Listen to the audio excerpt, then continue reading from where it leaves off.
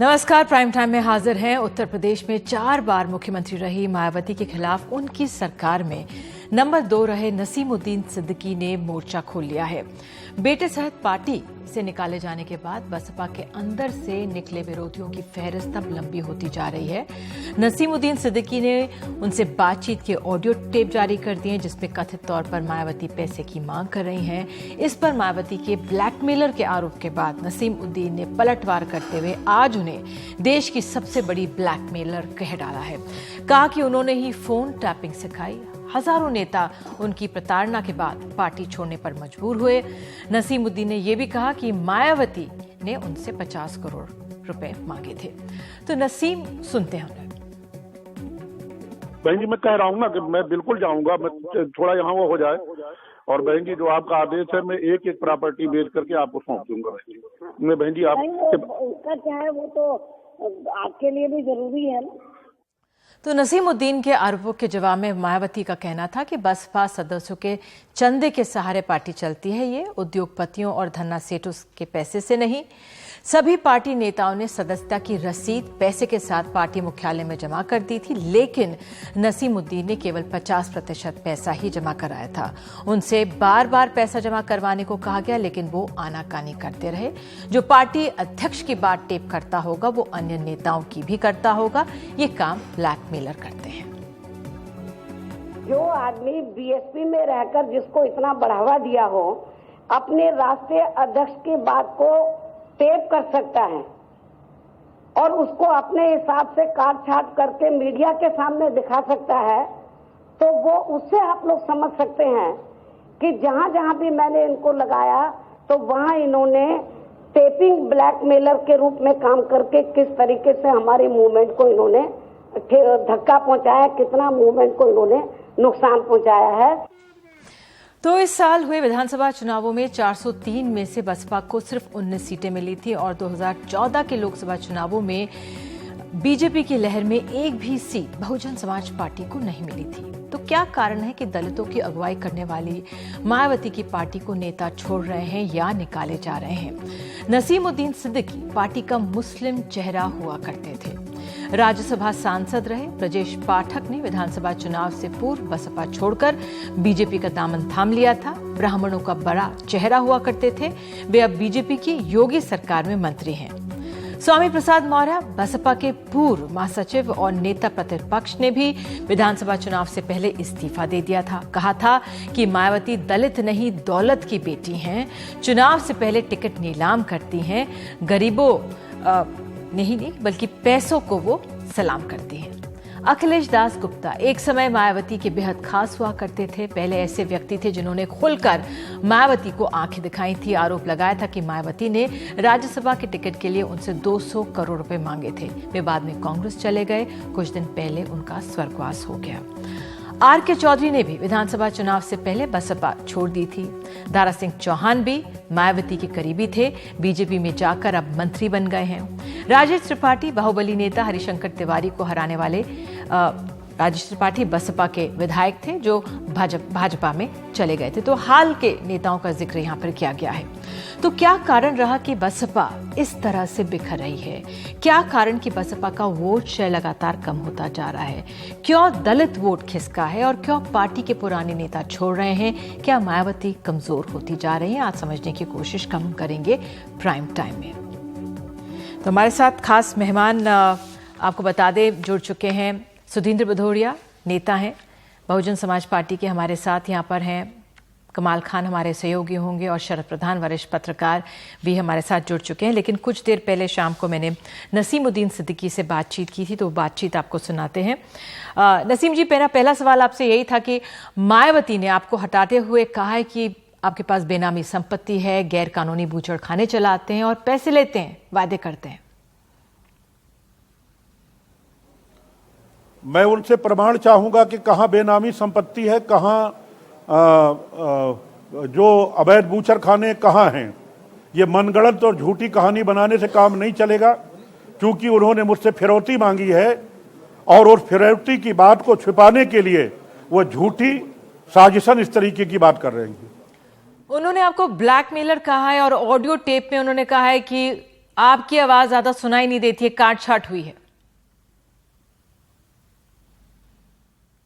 देखिए, उन्होंने साफ साफ मुझसे कहा है कि अपनी प्रॉपर्टी बेच करके अपने बच्चों के नाम से जो है वो भी और अपने नाम से वो भी, अपनी पत्नी की और अपने बेटे की पत्नी के जेवर बेच करके मुझे दे दो, तभी आगे बढ़ पाओगे, मेरे लिए अच्छा रहेगा। ये साफ साफ उस ऑडियो टेप में है। उनका ये कहना है सदस्यता वाली की जो किताब में जो हिसाब था वो किताब आपके पास थी, आपने पूरा हिसाब दिया ही नहीं, इसलिए ऐसा कहा। उसी ऑडियो टेप में मैंने जब कहा मायावती जी से कि मेरे पास एक पैसे की भी सदस्यता नहीं है, मैंने पार्टी का एक पैसा नहीं लिया, उसी ऑडियो टेप में मायावती जी कह रही कि आपकी बात अलहदा है। और इसके साथ साथ जो आज मैंने ऑडियो टेप जारी किया है प्रदेश कार्यालय इंचार्ज का, कि वो मुझे प्रमाण पत्र दे रहा है कि आपका एक पैसा बकाया नहीं है सदस्यता का, और अगर सदस्यता का बकाया था तो सतीश चंद्र मिश्रा जी ने जब मुझे परसों निकाला, मेरे ऊपर तमाम आरोप लगाए, तो सदस्यता का आरोप क्यों नहीं लगाया, यह आरोप क्यों छोड़ दिया? जब मेरा ऑडियो टेप सुन लिया तब ये सदस्यता वाला मनगढ़ंत आरोप लेकर के आ गए। 3 दशक तक आप पार्टी से जुड़े रहे, क्या सिर्फ पैसे की वजह, सिर्फ इस 50 करोड़ की वजह से आपको पार्टी से हटाया गया? देखिए, जब मुझसे मांगा तब मैंने कहा। आपने कहा कि वो गैंग चलाती हैं, लोगों को मारती हैं, घर जलाती हैं, गाड़ियां तुड़वाती हैं, क्या कभी आपसे उन्होंने ऐसा करने को कहा था? नहीं, उनका अलग एक टीम है, उनकी एक गैंग है, उससे करवाती हैं वो। आप नाम बताइए उन लोगों का, किससे करवाती हैं? आपने तो कहा था कि जो आप बोलेंगे तो भूचाल आ जाएगा। अभी भूचाल का समय नहीं आया है। आपने कहा कि सतीश मिश्रा, आनंद कुमार ने जो उनके भाई हैं आपके साथ बदसलूकी की, क्या किया था उन्होंने? तभी तो मैंने आवाज उठाई ना, तभी तो मैंने कहा ना कि बहन जी मैं बहुत टार्चर हो चुका हूं, मैं नहीं आऊंगा आपके पास। तभी तो मुझे पार्टी से निकाल के बाहर कर दिया जब मैंने टार्चर होने से मना कर दिया। टॉर्चर में क्या करते थे आपके साथ? टार्चर में क्या क्या आता है? मानसिक टार्चर आता है, शारीरिक टार्चर आता है, और इस तरीके से दस्तावेजों में फर्जी दस्तावेज बना के उनमें दस्तखत कराना आता है, तमाम आते हैं। बहुत बहुत शुक्रिया हमसे बात करने के लिए। तो कुछ और बातें भी थी लेकिन उनको नमाज के लिए जाना था। तो फिलहाल ये थी बातचीत नसीमुद्दीन सिद्दीकी के साथ। और अब आइए चर्चा की शुरुआत करते हैं। सुधींद्र भदौरिया हमारे साथ मौजूद हैं, शरद प्रधान वरिष्ठ पत्रकार हैं, और कमाल खान हमारे सहयोगी मौजूद हैं। शरद जी, अगर मैं आपसे पहले समझना चाहूँ दोनों पक्षों की बात, ये तो हमने नसीमुद्दीन सिद्दीकी को सुना, अगर हम मायावती का भी पक्ष सुने, आप कैसे देख रहे हैं इन दो नेताओं की इस तरह से जो ये खुली एक तरह से चुनौती एक दूसरे को दी जा रही है? ये सिर्फ ये दर्शाता है कि क्या स्तर हो गया है हमारे यहाँ की राजनीति का। दोनों की बातों में सच है, दोनों के आरोपों में सच है, इसमें कोई दो राय नहीं है। लेकिन मजे की बात क्या है कि ना तो नसीमुद्दीन सिद्दीकी जब इनसे सब नाजायज डिमांड जब तक पूरी करते रहे तब तक ये बहुत अच्छे थे, और मायावती नाजायज डिमांड्स करती रहे, ये डिमांड्स पूरी करते रहे, तब तक कोई तकलीफ नहीं थी। जिस तरीके की बातें नसीमुद्दीन सिद्दीकी कह रहे हैं वो उनकी इंटीग्रिटी पे सवाल उठाता है, क्योंकि अगर उनके पास इतनी दौलत है कि प्रॉपर्टी बेच के कर सकते हैं तो उनसे पूछा जाना चाहिए कि आपके पास कहां से आई। वो एक सिपाही थे, सिपाही से इसमें आए, और हमेशा मायावती के जितने मलाईदार पोर्टफोलियोज रहे वो मायावती ने उनको दिए। जाहिर है इसीलिए दिए कि पैसा कमवा करके मायावती तक पहुंचाएं।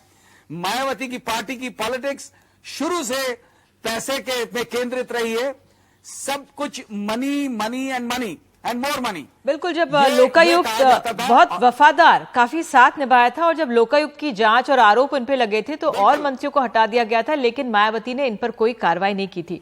सुधींद्र जी, आप क्या कहेंगे, क्यों इतने नेता पुराने भी, अगर मैं पुरानी फहरिस्त 95 से गिनाऊं, लेकिन अब हाल में भी इतने नेता जो पार्टी से छोड़कर गए, खास तौर पे अगर हम आज नसीमुद्दीन सिद्दीकी की बात करें, क्यों इस ऐसे रिश्ते बन गए? सिर्फ पैसा पैसा पैसा, जिस तरह से शरद जी कह रहे हैं, बीएसपी का सिर्फ अब ये एक मोटो रह गया है। देखिए, ये इन लोगों का जो आरोप लगाते हैं ये कोई नया आरोप नहीं है बहुजन समाज पार्टी पे। मान्यवर काशी राम जी के समय से ये आरोप हमारी पार्टी पर जो लोग पार्टी छोड़ के जाते हैं वो लगाते रहे हैं, और मैं उदाहरण के साथ भी आपको बता सकता हूं मान्यवर काशीराम जी के समय पे भी। और मैं ये भी बतला दूं कि ये लोग जो जाते हैं, क्योंकि बहुजन समाज पार्टी राष्ट्रीय स्तर पर दलितों की, पिछड़ों की एक बुलंद आवाज है, तो इसलिए इस देश का आभिजात्य वर्ग, शासक वर्ग और ताकतवर लोग इस आवाज को दबाना चाहते हैं, और हम सुधींद्र जी, बहुजन ये समाज आवाज पार्टी के माध्यम से वो अव्यक्त होती है, तो उसको कमजोर करने के लिए उसको मुझे कहने दीजिए। आपने इतनी देर इन लोगों को सुनवाया है और नसीमुद्दीन को आपने 10 मिनट सुनवाया, 2 मिनट हमको भी दीजिए। मैं ये कहना चाहता हूं कि हम लोगों की आवाज को ये लोग दबाना चाहते हैं। ये आवाज दबेगी नहीं। हर बार सन 96, सन 99, सन 2004, सन 2007 आपने भी कहा कि क्या हमारा वोट घट रहा है। हमारा वोट घटा नहीं है। 2014 में जब लोकसभा का चुनाव हुआ हमको 20% वोट मिला। हिंदुस्तान की सभी राजनीतिक दल जो चुनाव लड़ रही थी उसमें 3rd highest vote Bahujan Samaj party का है। इस बार भी उत्तर प्रदेश में सीटें कम ज्यादा हो सकती हैं। लोकतंत्र में मत 2012 में सर आपका वोट शेयर 25.91% था 80 सीटों के साथ। 2017 में 22.2% ही वोट शेयर रह गया है।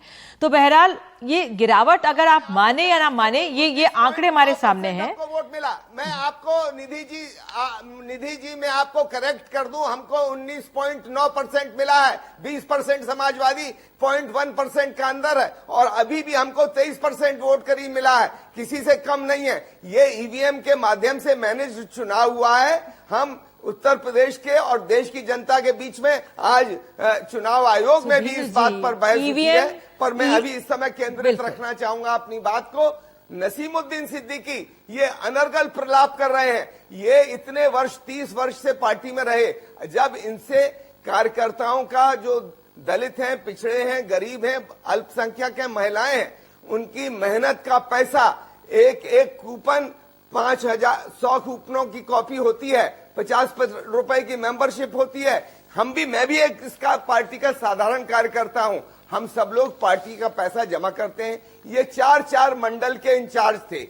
बहन मायावती जी ने स्पष्ट कहा है कि आप 4 मंडलों के इंचार्ज थे, सारा पैसा आप इकट्ठा करते थे, वो पैसा आपने जमा नहीं किया। आपसे मांग हुई मेहनत कश का पैसा, किसान का, मजदूर का पैसा आप हड़प करके बैठे हुए हैं, तो आपसे मांग नहीं की जाएगी। और जो पार्टी के राष्ट्रीय जो नाम लेते हैं वो हमारे पार्टी के राष्ट्रीय पदाधिकारी हैं, वो फोन करके इनसे कह रहे हैं कि पैसा दीजिए, तो कह रहे हैं कि हमारा प्रताड़ना हो रही है। ये कैसी प्रताड़ना है? ये देखिए, ये सब मनगढ़ंत बातें हमेशा से होती रही हैं बहुजन समाज पार्टी के खिलाफ। बहुजन इससे कमजोर नहीं हुआ है। बहुजन हर इस क्राइसिस से और मजबूत और ताकतवर होकर निकलता है। सुधींद्र जी, तो क्या कारण है? सुधींद्र जी, आप भी खुद कह रहे हैं 30 वर्षों तक ये यहाँ पर रहे नसीमुद्दीन सिद्दीकी बसपा में, और मैं जिस तरह से मायावती के सरकार में नंबर 2 थे, मायावती ने इनका बचाव किया लोकायुक्त के दौरान, फिर जब हार भी गई थी पार्टी, फिर भी उनको जब मंत्री भी थे, पीडब्ल्यूडी मंत्री बनाया गया, जब सरकार में थे एक्साइज बनाया गया, 2012 में एलओपी बनाया गया, 2014 में पश्चिमी उत्तर प्रदेश का और लखनऊ डिवीजन का, तब सारा प्रभारी इनको काफी बनाया गया। तो क्या कारण रहा कि इतने पुराने वफादार नेता इस तरह से उनको हटाया गया? देखिए, ये बहुत स्पष्ट स्वयं नसीमुद्दीन सिद्दीकी साहब की बात से हो जाता है। इनसे मांग की जा रही थी, बहन मायावती जी ने भी कहा कि भाई आप 4 मंडलों को देख रहे हैं, जो ऑडियो में भी है, आप सहारनपुर से लेके पूरा पश्चिमी उत्तर प्रदेश देख रहे हैं। यहां पर पिछली बार जब हमारी पार्टी नहीं भी जीती थी, 80 सीटों में बहुमत सीटें हम इस इलाके से जीते थे। ये उत्तर प्रदेश का संपन्न इलाका भी है। यहाँ के तमाम किसान और मजदूर हमारी पार्टी से जुड़े हुए हैं, अल्पसंख्यक बुनकर लोग भी जुड़े हुए हैं। उन लोगों ने मेंबरशिप की एक कॉपी में जैसे 50 रुपए, 100 की कॉपी 5,000 रुपए, तो ऐसे हर इकाई में, गांव में, सब जगह लोग मेंबर बनते हैं। सर, आप कह रहे हैं उन्होंने पैसे नहीं दिए, आप कह रहे हैं उन्होंने पैसे नहीं दिए, लेकिन नसीमुद्दीन सिद्दीकी कह रहे हैं कि भाई नेताओं के साथ भेदभाव होता है, हम जाते हैं तो हमारी चेकिंग होती है, सतीश चंद्र मिश्रा जाते हैं तो चेकिंग नहीं होती है। जब ये पार्टी से जी निधि जी, देखिए निधि जी, ये सारे वो लोग हैं जब पार्टी के अंदर रहते हैं तो सब अच्छा है, जब पार्टी के साथ ये षड्यंत्र कर, ये इस बार उम्मीद करते थे हमको, देखिए वक्त खराब होता है, चुनाव में हम सरकार नहीं बना पाए तो ये रास्ता तलाशने लगे। इन्होंने सोचा कि अब हमारा आगे का अभियान, तो आप जान रहे हैं कि कौन शासक दल है और जिनके घर खुद के शीशों के हों, वो दूसरे चैनलों पे मैं देख रहा हूं आरोप लगा रहे हैं, जिनकी पार्टियों के नेता रंगे हाथ पकड़े गए, राष्ट्रीय अध्यक्ष पैसा लेते हुए नेशनल टेलीविजन ने उनको दिखाया, उनको पार्टी में भी रखा गया, और वो लोग हम पर आरोप लगा रहे हैं। आप क्या कह रहे हैं? नसीमुद्दीन शाह को, नसीमुद्दीन सिद्दीकी को कौन श्रेय दे रहा है? कौन है उनके पीछे? नाम लीजिए। देखिए, आप जानती हैं इस देश के शासक वर्ग, शासक दल, शासक जो संभ्रांत और जो इस देश के धन्ना सेठ हैं, जो इस समय पूरे मीडिया को भी कंट्रोल करने की कोशिश कर रहे हैं, ये किसी से छुपा नहीं है, ये सोशल मीडिया में भी है, मीडिया में भी है, ये सारी बातें स्पष्ट हैं। इसका जवाब जनता भी देगी, हम भी देंगे। ठीक है, हमारे सहयोगी कमाल खान हमारे साथ मौजूद है। कमाल, आपका आंकलन क्या है? देखिए, हमें लगता है कि अगर देश में कोई अकेली नेता है जिनके खिलाफ इतने बड़े पैमाने पे लोग जो हैं सीट बेचने और उसके एवज में पैसा लेने का आरोप लगाते हैं, ये आरोप और किसी पार्टी के ऊपर नहीं लगता है, बीच बीच में लगता रहता है कुछ नेताओं के ऊपर, बीजेपी के कुछ नेताओं के ऊपर लगा, और कहीं लगा कि कहीं पे किसी चुनाव में टिकट देने के लिए कुछ लोगों से पैसे ले लिए। लेकिन जितने बड़े पैमाने पे मायावती जी के लिए ये बातें कही जाती हैं, तो एक तो ये बात बहुत जरूरी है कि अगर इसकी छानबीन हो सकती है तो वो भी हो, और अपने लेवल पे पार्टी में उनको इसके ऊपर इंट्रोस्पेक्शन करना चाहिए कि क्या वजह है कि सारे लोग इस तरह के इल्जाम उनके ऊपर लगा रहे हैं। दूसरी चीज देखिए कि ये जो लेन देन के आरोप दोनों तरफ से लगाए जा रहे हैं, उसकी पुष्टि तो कोई अदालत में हो सकती है, कोई एजेंसी ही कर सकती है। हम तो आपको वो बता सकते हैं जो पॉलिटिकल सर्किल में चर्चाएं होती हैं, जिसको पुष्ट नहीं किया जा सकता है। नसीमुद्दीन सिद्दीकी साहब ने जो प्रेस नोट जारी किया, उसमें खुद कहा कि वो 34-35 साल से जुड़े हुए थे।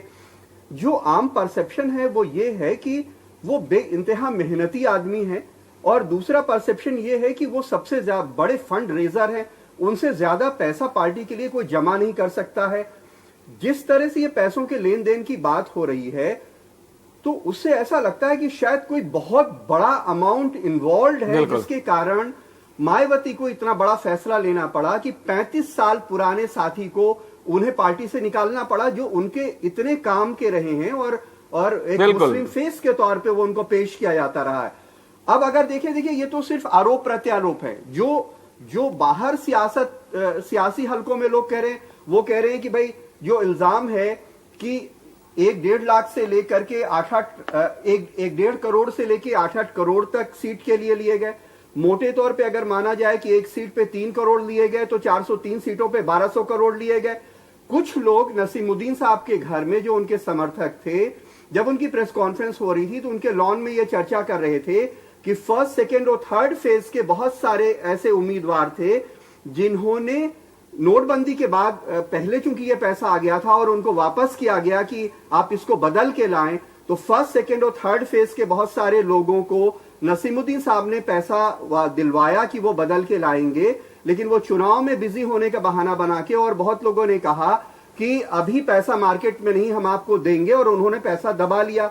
एक इल्जाम ये है जो मायावती जी अपनी प्रेस कॉन्फ्रेंस में कह रही हैं, जो वो किताब की बात कर रही हैं चंदे की, और वो कह रही हैं कि नसीमुद्दीन साहब को लोगों ने पैसा दे दिया, लेकिन नसीमुद्दीन साहब ने वापस नहीं किया। लेकिन ये सारी चीजें जो आरोप प्रत्यारोप हैं, ये सियासी हलके में हैं, इसकी कोई भी पुष्टि नहीं की जा सकती है। लेकिन इस तरह की बातें ये जरूर हो रही हैं, कोई बहुत बड़ा अमाउंट इन्वॉल्व है, थोड़े बहुत पैसे के लिए ऐसा नहीं हो सकता कि 35 साल के कोई इतने वफादार आदमी को पार्टी से निकाल दिया जाए। बिल्कुल। यहाँ पर ये कमाल एक बिल्कुल चीज सही। और आपसे और शरद जी से भी पूछूंगी।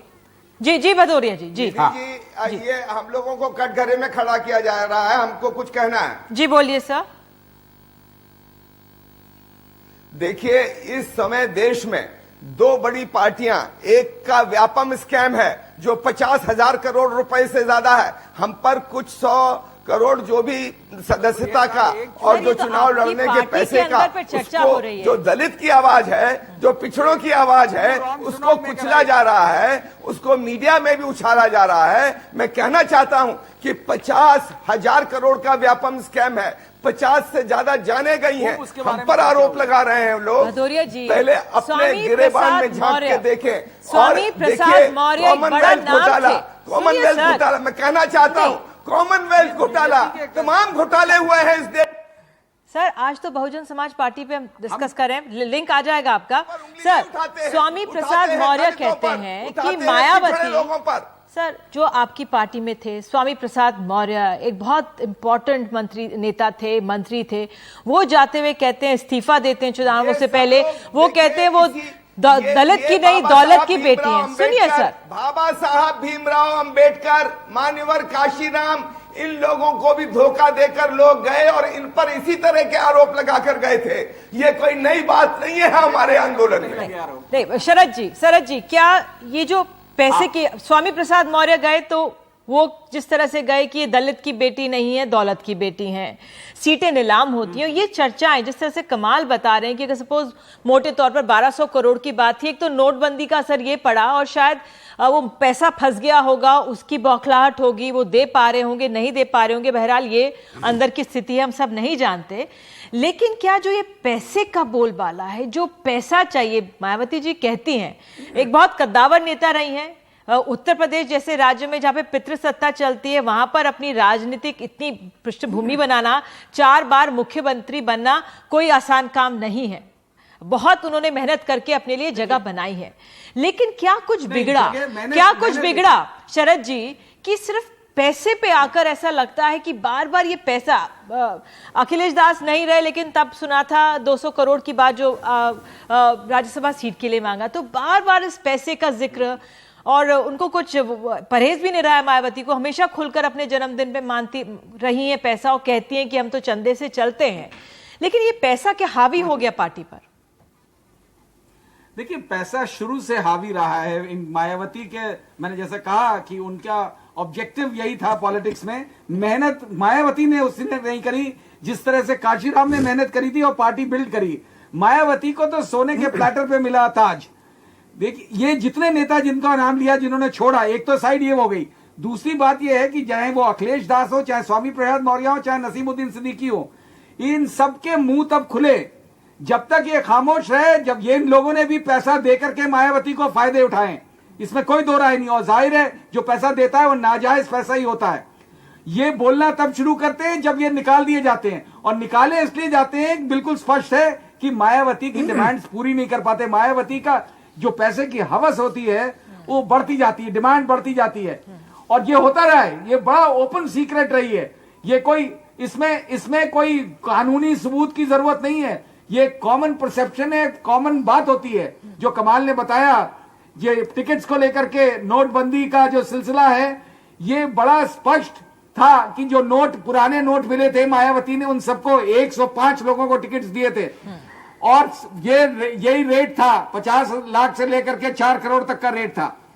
और ये सबको मालूम है, इस पार्टी का कौन नहीं जानता है कि बगैर पैसे के पार्टी का टिकट नहीं मिलता बसपा में। ठीक है सर एक सवाल और। पैसा मायावती ने स्पष्ट, जी 1 मिनट में बता दूं, ये पैसा बड़ा स्पष्ट उन्होंने कह दिया कि पैसा अपना पुरानी करेंसी ले जाओ, नई करेंसी दे जाओ। गाड़ियां गई मायावती के घर में, फोटोग्राफ खींची गई सूटकेसेस के साथ, और मायावती के घर में एक बहुत बड़ा बेसमेंट है, करीब 15,000 स्क्वायर फीट का बेसमेंट है। किसी भी दल सुन लीजिए, बता रहा हूं, पूरा एक्सप्लेन कर रहा हूं। अरे आप पे नहीं लगा रहे भैया, ऐसा नहीं ऐसी सब, चाहे वो नसीमुद्दीन सिद्दीकी, मैं किसी को डिफेंड नहीं कर रहा हूं। ये मैं बताना चाह रहा हूं कि इस पार्टी में पैसे का चलन ही पूरा, और ये कमाल की बात में बहुत दम है कि ये सिर्फ 50 करोड़ की बात नहीं है। बिल्कुल सही कह रहे हैं कमाल सिद्दीकी कह रहे हैं वो इसलिए कह रहे हैं, एक मिनट में, वो इसलिए कह रहे हैं क्योंकि उससे ज्यादा रकम बताएंगे तो इनको बताना पड़ेगा कि तुम्हारे पास इतनी रकम कहां से आने की उम्मीद है। ठीक है शरद जी, तो जाहिर है सर ये सैकड़ों करोड़, हजारों करोड़ का मामला है। बिल्कुल। तो पैसे का बोलबाला या चलन हमेशा से रहा है। भदौरिया जी, तो क्या बदला? जिस तरह से नसीमुद्दीन सिद्दीकी ने यह भी कहा कि मायावती लोगों से मिलना उन्होंने बंद कर दिया था। उन्होंने कहा कि हार के कारण उन्होंने बताया कि आप मंच से किसी प्रत्याशी के लिए वोट नहीं मांगती हैं, लोगों से आप मिलती नहीं हैं, लोगों से आपको मिलना चाहिए, अपनी सुरक्षा, आपकी सुरक्षा का मैंने हमेशा से ख्याल रखा, लेकिन वो अब हो रहा है जो कभी नहीं हुआ।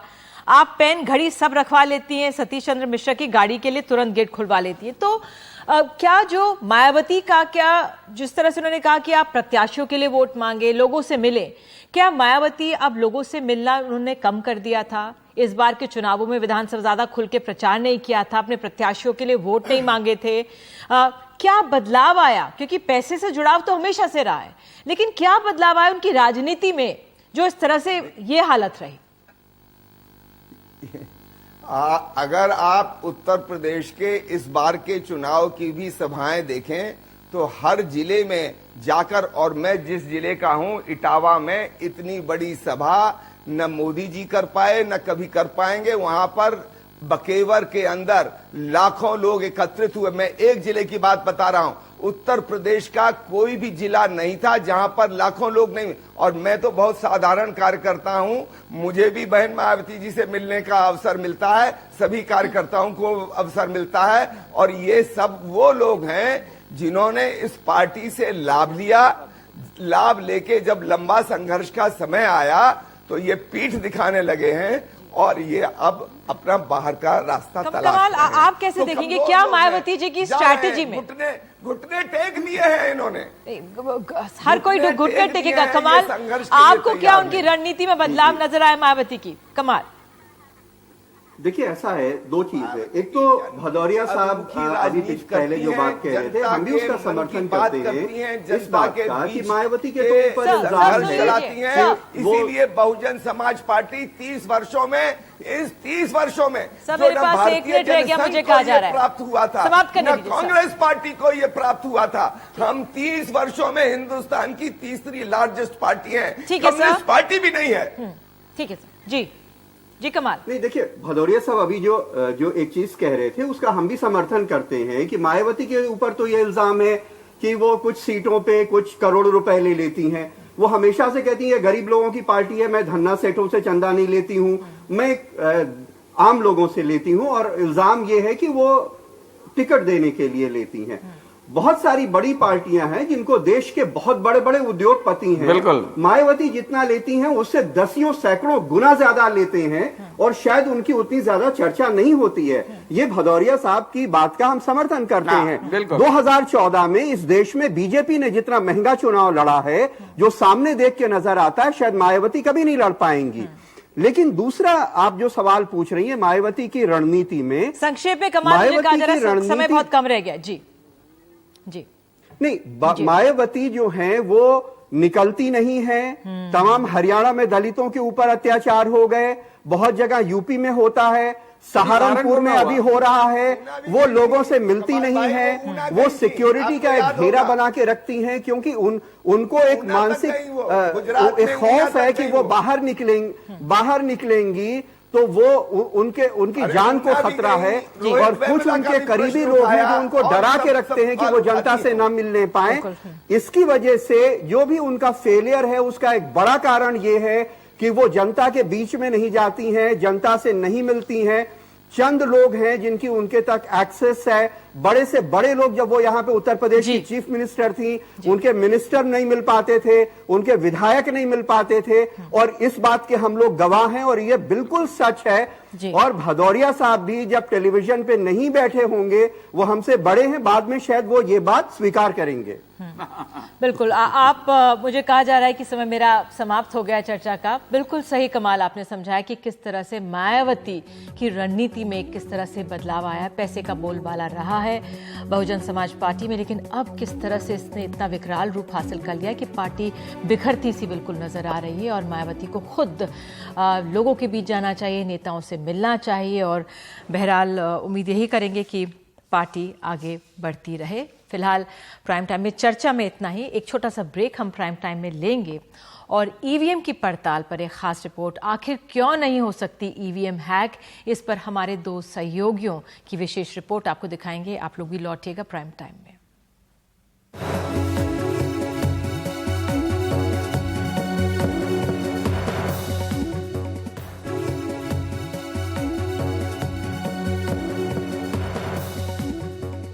ये जो है ये बैलेट यूनिट है और ये जिसमें कि वोट आप डालते हैं, आप वोट डालते हैं, अलग अलग पार्टियों के यहाँ पर प्रत्याशी और उनके नाम होते हैं। और दूसरी जो है यहाँ पर रखी हुई कंट्रोल यूनिट होती है। इस कंट्रोल यूनिट में सारे जो वोटों की जो स्टोरेज है, उसका जो डेटा है वो स्टोर होता है।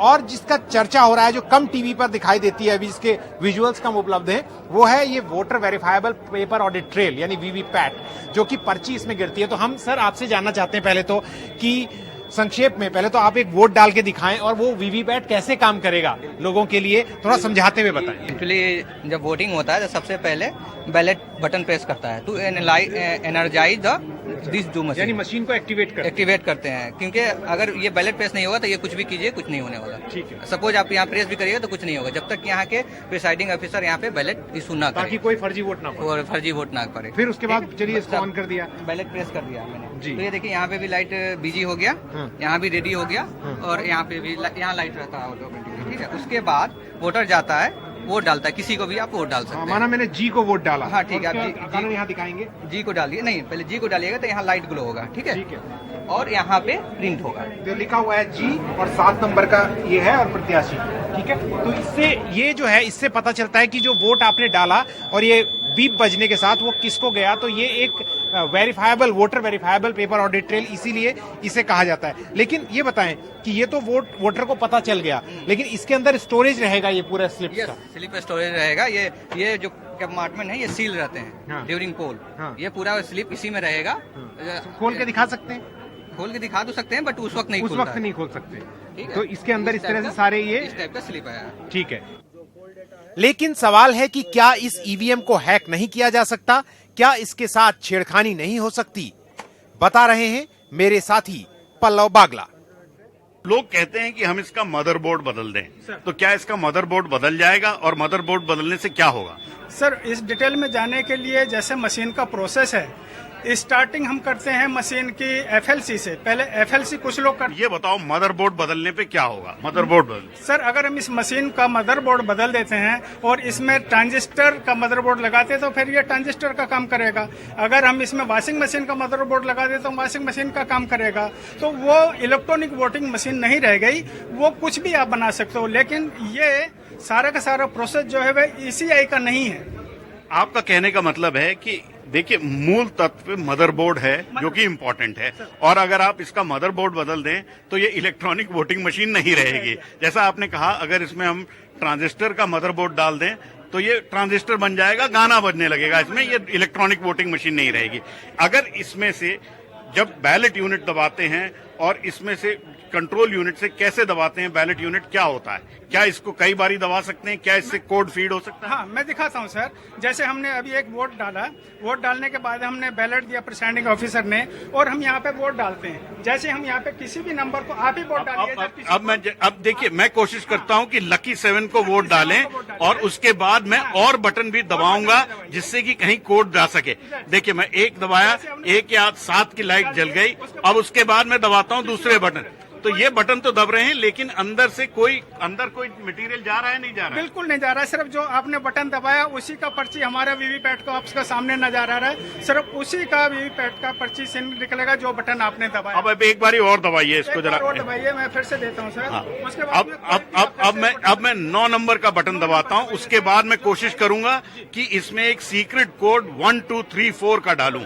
9 नंबर का बटन दबाया मैंने, वोट डाल दिया। उसके बाद चुप से मैंने 1 2 3 4 दबाया, इससे कोई लाइट नहीं जली।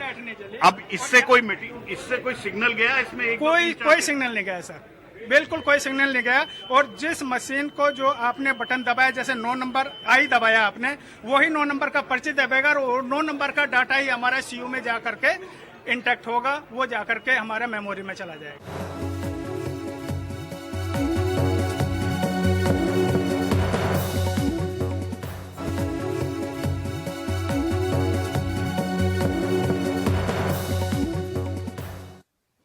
बाराबंकी की रूही का तलाक इसलिए होगा क्योंकि उसके हाथ से गर्म चाय छलककर बच्चे पर गिर गई थी। उसके शौहर ने बड़े शान से हमें बताया कि इसके बाद उन्होंने बीवी की पिटाई की और ये भी बताया कि शरीयत में लिखा है कि औरत मर्द का कहना ना सुने और बेकाबू हो जाए तो उसे तलाक देना जायज है। शब्बीर यूं तो रोजाना 12 घंटे कपड़े सीते हैं, लेकिन एक उधड़ा हुआ रिश्ता ना सी पाए। उनके दर्जी खाने की दीवारों पे खूबसूरत लिबास वाली लड़कियों की तस्वीरें हैं, लेकिन रूही जिसे ब्याह के लाए थे छोड़ आए। रूही शब्बीर के लिए चाय ला रही थी, ठोकर लगी तो चाय बच्चे पे गिर गई। बच्चा भी चीखा, रूही भी और शब्बीर भी। बच्चा दर्द से चीखा, रूही उसकी तकलीफ देख, और शब्बीर रूही की गलती पे। और सिर्फ चीखे ही नहीं, उसकी पिटाई भी कर दी। बच्चे के ऊपर चाय गिरी तो हमको थोड़ा गुस्सा आया, तो हमने उसको डांटा कि ये काम तुम बाद में कर सकती थी, या चाय का कटोरा रखने के बाद बच्चे को डांट सकती हो सब कुछ, लेकिन अभी जिसके ऊपर चाय गिरा ये तुम्हारी फोड़पन की वजह से हुआ। तो हमसे कहने लगे फालतू बातें ना करो ना, हम तुमसे डरा था ना दबके रहीबा, और हमारे साथ अगर फालतू बोले तो अच्छा ना हुई है। तो हम कहे क्या अच्छा नहीं होगा। तो इस बुनियाद पे हमने उसको एक हाथ हमने मारा। एक हाथ मारने के बाद वो खड़ी हो गई पटरी लेके और कहने लगी अगर अब दोबारा हाथ लगा दिए तो बहुत ही बुरा अंजाम हो जाइए। तो 1-2 हाथ हमने और मारे। रूही ने ख्वाब में भी ना सोचा था कि चाय गिरने पे भी तलाक हो सकता है, लेकिन यही हकीकत थी। चाय हम उन्हीं को देने जा रहे थे और बच्चा जो है नीचे बैठा था और हाथ से जरा से छलक गया था और बच्चा जला भी नहीं था, इसलिए जो है हमको मारा खूब। उसके बाद मार के तलाक दे दिया। जब हम नकाब ओढ़ के बाहर निकलने लगे तो फिर दोबारा पकड़ के मारा हमको। इससे पहले एक बार बच्चा था पेट में लात मार दिया तो वो बच्चा बड़ा वाला खत्म हो गया था। तो आए दिन जुल्म करते रहते थे। आए दिन जुल्म करते थे। शब्बीर यूं तो हाफिज कुरान है, यानी कुरान उन्हें ज़बानी याद है, जो औरतों को मर्द के बराबर मानती है। लेकिन शब्बीर कहते हैं कि ये सब करके उन्होंने शरीयत पे ही अमल किया है। जब औरत बहुत ज्यादा नालायक हो जाए या बदतमीजी से या समझ लीजिए कि बेकाबू हो जाए, मर्द के कहे में बिल्कुल ना हो, तो शरई एतबार से ये हुक्म है कि आप एक तलाक भी दे सकते हैं और उसको तलाक के एतबार से उसको डरा धमका भी सकते हैं। तो हमने शरई एतबार से एक दफे उसको एक तलाक भी दिया था और उससे बार बार हमने ये बात भी समझाई थी कि देखो हमसे बदतमीजी से ना पेश आया करो, हमको अगर हम तुम्हारे शौहर है तो हमको थोड़ी इज्जत दिया करो। शब्बीर के मोहल्ले में जितने मुंह उतनी बातें हैं। पड़ोस की चूड़ी की दुकानों पे शब्बीर के तलाक के चर्चे हैं।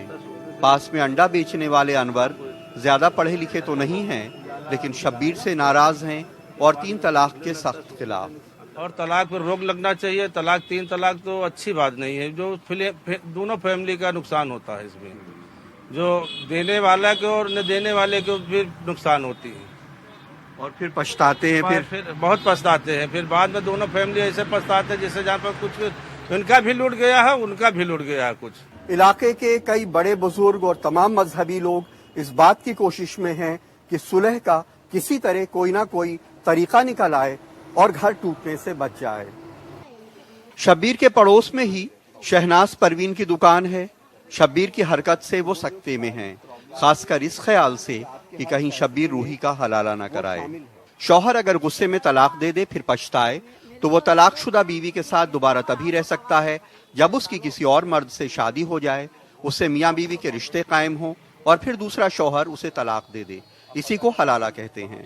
मेरी अपने समझ से तो कोई ऐसे ही औरत होगी जो इस हलारे पे तैयार होगी, वरना वो तो हमको लगता है कि मर जाना बेहतर समझेगी, क्योंकि ये बहुत ही तकलीफ दे है बात कि बाकायदा एक शौहर की तरह किसी ऐसे रिश्ते से अगर जोड़ के वो नाइत्तेफाकी दूर करी जाए तो ये मेरे ख्याल से तो बहुत ही शर्मनाक और बहुत ही तकलीफ दे बात है। सभी औरतों के बस की बात नहीं है। अब अपने बच्चे की मोहब्बत में शब्बीर रूही को फिर से बीवी बनाना चाहते हैं, लेकिन इसके लिए उन्हें रूही की शादी किसी और से करवा के उसे तलाक दिलवाना होगा। और हम अपनी गलती मानते हैं और हम शरई जवाज को पूरा करके जो हलाला वगैरह होता हम उनको वापस लाना चाहते ताकि मेरा बच्चा भी हमारे पास आ जाए। लेकिन एक रात के लिए किसी और की बीवी बनने के ख्याल से ही रूही की रूह कांप जाती है। नहीं सर, हम नहीं जाना चाहेंगे, इसलिए कि हम बहुत जुल्म सह रहे, इतने सहा कि और कोई लड़की होती तो अब तक कब का चली जाती घर छोड़ के। मगर हमने फिर भी सोचा कि चलो हमारी जिंदगी एक बच्चा है, हमको वहीं काटना है। अब ये मसला आ गया तो इसलिए हम उम्मीद नहीं रखते कि वहाँ हम जाएं। यूं तो शब्बीर उसी मजहब को मानते हैं जिसके पैगंबर ने कहा था कि खुदा को जिस चीज से सबसे ज्यादा नफरत है वो तलाक है, लेकिन गुस्सा उनसे वो करा गया खुदा जिससे सबसे ज्यादा नफरत करता है। बाराबंकी के रामसनेही घाट से कैमरामैन राजेश गुप्ता के साथ कमाल खान, NDTV इंडिया।